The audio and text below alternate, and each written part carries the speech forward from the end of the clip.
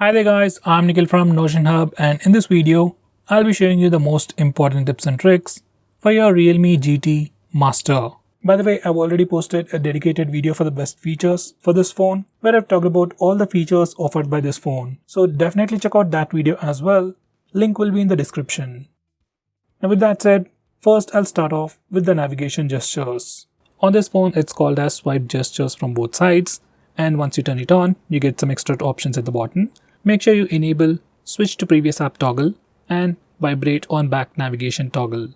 And once you're done, this is how the navigation gestures work. To go home, you can swipe from the bottom of the screen. For recent apps, you can swipe and hold. Now to go back a step, you can swipe from the left side or the right side and it takes back a step.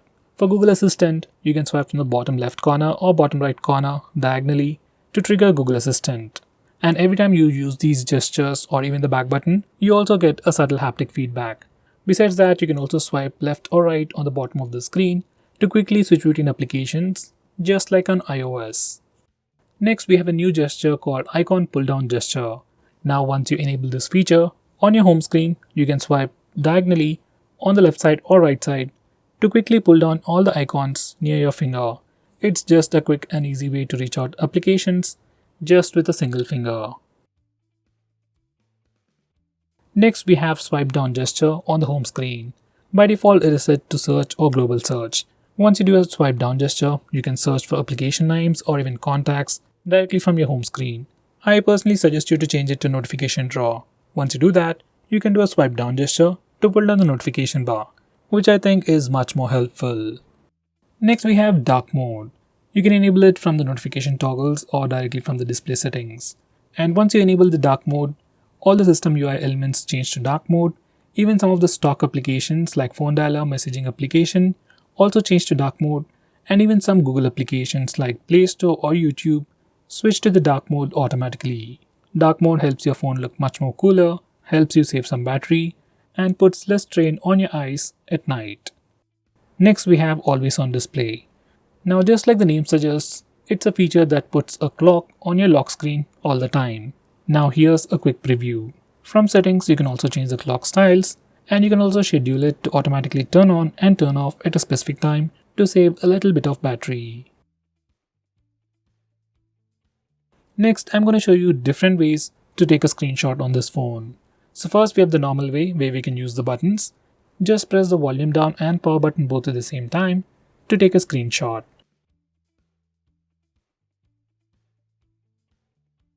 Next, we have 3-finger screenshot gesture. Now this feature is enabled by default. To take a screenshot, you can just swipe down using 3 fingers and your phone will take a screenshot. It's just like pressing the buttons, but instead of pressing the buttons, you just need to swipe down using 3 fingers and your phone will take a screenshot. Personally, this is my favorite way to take a screenshot. Next, I'm going to show you how to take a long screenshot. For that, first take a regular screenshot and then click on the preview. Now select scroll. Now you need to scroll the page, and once you're done, you'll get a long screenshot. Finally, we have partial screenshot. To take a partial screenshot, just place 3 fingers on the screen for a second and then slowly swipe down. Once you do that, you'll get a preview window and then take a partial screenshot. You can also resize this preview window to get an accurate screenshot. Next, I'm going to show you how to disable lock screen magazine, or you might even call it dynamic wallpaper on the lock screen. First, here's a quick preview of the lock screen, and every time you lock your phone or every time you come to the lock screen, we see a different wallpaper. Some people like it, some people don't, especially I personally don't like it. So if you're like me and if you want to disable it, this is how you can disable it from settings. And now, here's the lock screen once again, and no matter how many times you come to the lock screen, we will have a fixed wallpaper. Next, I'm going to show you some camera gestures. First, we have touch. Once you enable this feature, we can take a picture by just touching the preview screen. It works for both the rear camera and even for selfies. Next, we have the palm gesture, which only works for the front camera, and it's great for taking selfies. Just enable it and then show your palm to the front camera, and your phone will take a picture in just 2 seconds. And here's a quick preview of that once again. Next, I'm going to show you how to trigger Google Assistant with the power button. Just enable this toggle and now press and hold the power button to trigger Google Assistant. If you press and hold the power button longer, we will see the power options. If you are using navigation gestures, this is pretty useful.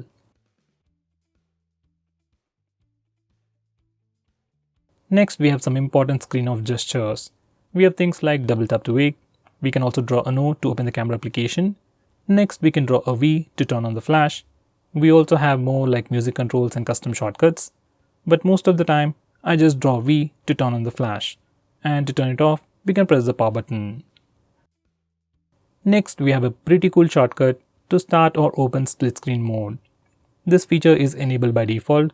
Just make sure this particular toggle is enabled, and if it is enabled, you can just swipe up using 3 fingers to open the current application in a split screen mode. Now this is an Oppo phone, it's not like other phones, so some of the applications will not support this feature. With that said, most of the applications, especially third-party applications, do support split screen mode. Next, I'm going to show you digital well-being. Now this is a feature from Google and you can find it in settings. This feature analyzes your phone's usage and gives you a complete report. It shows you how many times you've unlocked your phone, how many notifications you've got, how much time you're using your phone, and which apps you're using the most.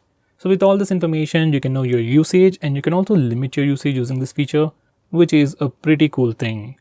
So let's say if you don't want to watch videos on YouTube for more than 1 hour in a day, we can put up such restrictions using this feature.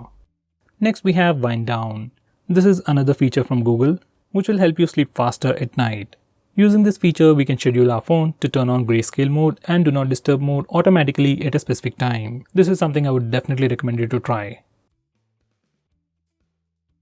Next, I'm going to show you how you can change your default apps. Whether you want to change your default launcher, default browser or anything, for that we need to first go to settings.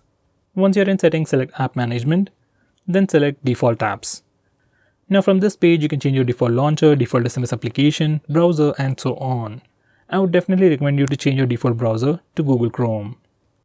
Next, I'm going to show you how to display the battery percentage on the status bar.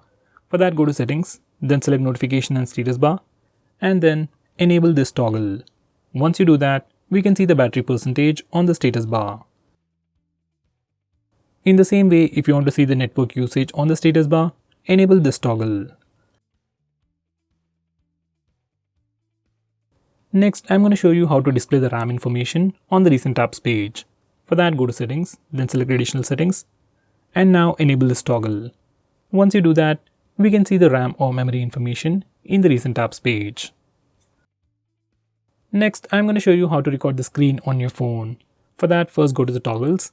And if you can't find the screen recording option, you need to click this button over here and search in the extra toggles. We have a dedicated toggle called Start Screen Recording. Just bring it up. And now we can start video recording just by using this toggle. Just click it and screen recording should start in 3 seconds. If your phone asks for any permissions, just grant them all. Next, I'm going to show you how to stop applications from automatically restarting in the background. For that, you need to first open Phone Manager. You can find it on the home screen or in your app drawer. Once you open it up, select Privacy Permissions, then select Startup Manager. Now from this page, we can start or stop applications from automatically restarting in the background.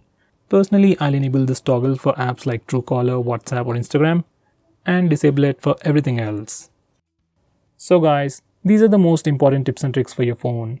If I missed out on anything important, do let me know by commenting below this video and definitely check out my video on best features. Link will be in the description. Now with that said, if you're planning to buy this phone, please use the link in the description. It always helps the channel. If you want us to make any specific video, tweet out to us with the hashtag AskGreedyTech on Twitter and we will try to make it as soon as possible. I'm Nikhil from GreedyTech signing off. Have a nice day.